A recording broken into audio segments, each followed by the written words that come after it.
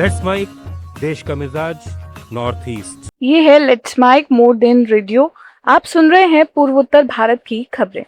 असम में विपक्षी कांग्रेस ने हाल ही में संपन्न विधानसभा चुनावों में निराशाजनक प्रदर्शन की समीक्षा के लिए 9 मई को जिला स्तरीय नेताओं की बैठक बुलाई है।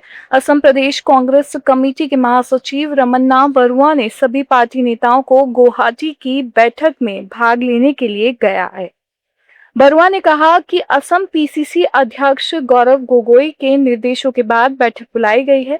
उन्होंने बताया कि सभी जिला कांग्रेस कमेटी अध्यक्षों, प्रभारी अध्यक्षों और वरिष्ठ उपाध्यक्षों को विधानसभा चुनावों के परिणामों पर चर्चा में भाग लेने के लिए कहा गया है। बैठक में पार्टी के संगठनात्मक कामकाज और चुनावों के दौरान उसके प्रदर्शन पर चर्चा होगी। निर्वाचन आयोग ने विधानसभा चुनाव प्रक्रिया के पूर्ण होने और परिणामों की घोषणा के बाद असम में आदर्श आचार संहिता को आधिकारिक तौर पर हटा दिया है। एक आधिकारिक विज्ञप्ति में आयोग ने कहा कि चुनाव कार्यक्रम की घोषणा के बाद लागू आचार संहिता स्वतः समाप्त हो गई है।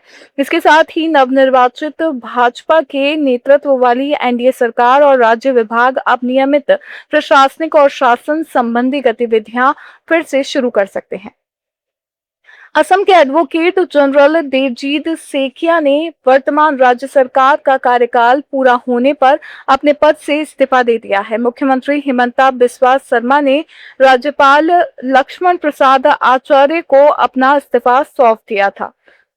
सरकार का कार्यकाल समाप्त होने के साथ ही एडवोकेट जनरल सहित संवैधानिक पदों से इस्तीफे देना भी आवश्यक हो जाता है। एक्स पर एक पोस्ट में सेखिया ने कहा कि उन्होंने संवैधानिक परंपराओं और लंबे समय से चली आ रही परंपराओं के अनुरूप अपना इस्तीफा सौंप दिया है।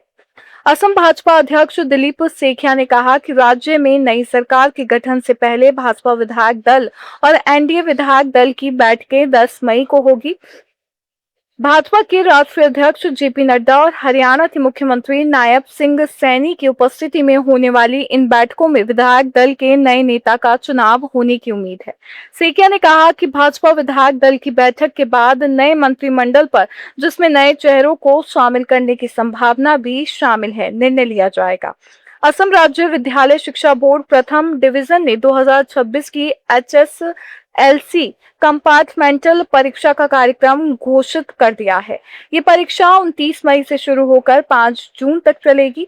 बोर्ड द्वारा जारी कार्यक्रम के अनुसार परीक्षाएं 2 चरणों में आयोजित की जाएंगी। सुबह 9 बजे से दोपहर 12 बजे तक और दोपहर 1:30 बजे से शाम 4:30 बजे तक होंगी। मिजोरम पुलिस ने उत्तराखंड में एक ब्यूटी सैलून और स्पा की आड़ में चल रहे मानव तस्करी रैकेट का भंडाफोड़ कर 2 नाबालिगों सहित 5 मिजो महिलाओं को बचा लिया है। मिजोरम पुलिस मीडिया सेल द्वारा जारी एक प्रेस विज्ञप्ति के अनुसार ये मामला 1 मई को आइजोल स्थित ऑल वुमन पुलिस स्टेशन में एक महिला द्वारा दर्ज कराई गई एफआईआर के बाद सामने आया। अपनी शिकायत में महिला ने बताया कि उसे और उसकी सहेली को beauty queen salon and spa में 20,000 रुपए मासिक वेतन पर नौकरी दिलाने का वादा किया गया था और वह अक्टूबर 2025 में उत्तराखंड के रुद्रपुर गई थी। बताया जाता है कि उनका यात्रा खर्च स्पा मालिक ने वहन किया था।